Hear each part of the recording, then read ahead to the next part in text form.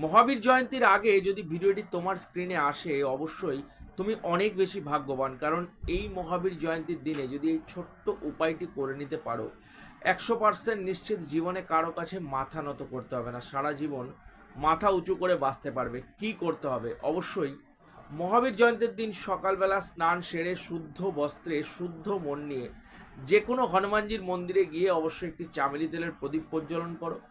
হনুমানজিকে লাড্ডু, ছোলা, গুড়, কলা, যেটা তোমার সামর্থ্য বা যেটা খুশি অবশ্যই নিবেদন করো। লাল ফুল নিবেদন করো এবং নিজের যে কোনো মনস্কামনা, একটা দুটো পাঁচটা দশটা অবশ্যই প্রকাশ করো। এছাড়াও ওং হং হনুমাতে রুদ্রাত্মকায় হোং ফট স্বাহা এই মন্ত্রের 11 বার জপ করো। 100% নিশ্চিত জীবনে কোনোদিনও কারো কাছে মাথা নত করতে হবে না। করে দেখো। ভিডিওটা অবশ্যই শেয়ার করো এবং কমেন্টে জয় বজরংবলী লিখতে কিন্তু ভুলবে না।